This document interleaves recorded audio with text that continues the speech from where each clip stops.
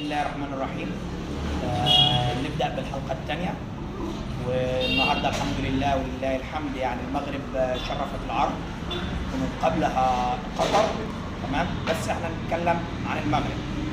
صراحة كانت ند قوي للبرازيل، او بمعنى اوضح البرازيل ما جاتش خالص المونديال لغاية دلوقتي، لسه ما ظهرتش، تمام. والله ينور على اسماعيل سيبر، تمام.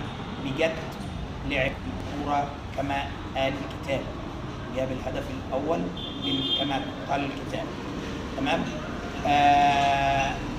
يا ريت الكابتن محمد وهبة مدرب المنتخب المغربي اللي هو جنسيته بلجيكي مغربي، يا ريت بعد إذن حضرتك يا ريت إبراهيم دياز يا ريت يقعد دكة، زي ما انا بطالب في منتخب مصر ان صلاح يقعد دكه، انا بطالب في المغرب ابراهيم دياز يقعد دكه. ناس كتير هتنتقدني بس دي حقيقه. ابراهيم دياز على الاقل كمان يعني بيلعب عن صلاح، تمام. بس يا ريت يقعد دكه، الافضل ان هو يقعد دكه، تمام. لاعب للاسف يعني انا مش حافظ اسامي لعيبه المنتخب المغربي كلهم. لو في رجل مباراة فعلا المنتخب المغربي يكون رقم 6، لاعب بجد كان مايسترو المباراة، كان المايسترو فعلا للمباراة، تمام.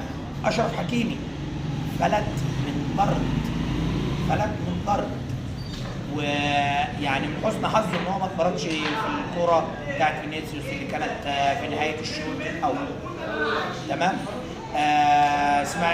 بتاع ده ياسين بونو شابولي صراحة بسم الله ما شاء الله الله أكبر، لسه هنشوف منه تألقات أكتر وأكتر من كده، تمام. اتكلمنا ادينا عن المنتخب المغربي اللي إن شاء الله هيشرف العرب في القارة السمراء، تمام. بس ما يعني مش هنقول إن هو هيوصل برضو للمربع الذهبي، عشان مش هيوصل للمربع الذهبي عشان الحصان الاسود، وتوقعوها هيكون المنتخب المصري ان شاء الله. اجي مجنون، ممكن تقولوا عليا مجنون بس عادي، تمام. ضمن الجناني اسمعوا التشكيل اللي انا هقوله، التشكيل اللي انا هقوله ده ماشي. لو عملوا حسام حسن بجد، تمام، هيكون فتحة خير ان احنا نكسب بلجيكا يوم الاثنين ان شاء الله، تمام.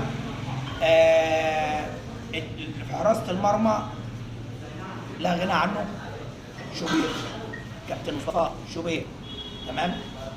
محمد هاني، ياسر، رامي، تمام، فتوح، تمام. في خط الوسط، تمام، مروان عطية، تمام، جنبه حمدي فتحي، تمام، جنبه صانع العاب واحد من اثنين يلعب 8 ويلعب 10، امام او زيكو، تغييره مجنونه مني، تمام. واحد من الاثنين. طيب خط الهجوم هيكون تريزيجيه، تمام، وهيكون حسن، ورأس الحربة الصريح مرموش او حمزة عبد الكريم اللي بتنتقده يا مهيب يا بلاطه، بتنتقد لاعب في مقتبل عمره بدل ما تسنده وتشيله. برشلونه دعمه، انت مين يا مهيب؟ قصاد حمزه، بس لما نشوفك فيما بعد حمزه يتألق سواء مع المنتخب او مع برشلونه ما تروحش تقبل له وتسقف له، دلوقتي بتنتقد، تمام، وتتريق عليه وتقول حمزه علاء، مع احترام حمزه علاء حارس مرمى الاهلي، تمام. طيب توقعاتي لمنتخب مصر توقع مجنون شويه، تمام. ده مصر هتكسب بلجيكا، هتكسب نيوزيلندا، هتتعادل مع ايران. بلجيكا هتخسر، خلينا مصر كده هو تجمع 7 بطولات، تمام. يعني بلجيكا تخسر من مصر، تكسب نيوزيلندا، تتعادل مع ايران، كده جمعت 4 بطولات. ايران تخسر، تتعادل مع مصر، تتعادل مع بلجيكا، تكسب نيوزيلندا، على عبد يبقى مصر الاول، ايران ثاني، بلجيكا ثالث. وفقوا الحاجه المجنونه دي. تمام. يا ريت بعد اذن سيادتكم ماشي تنتظروني في الحلقه بعد مباراه منتخب مصر. تمام. اللي هيكون فيها ان شاء الله ضيف مصري هيكون كابتن سيد، افضل اكيد موجود في مناطق الشعبيه. تمام.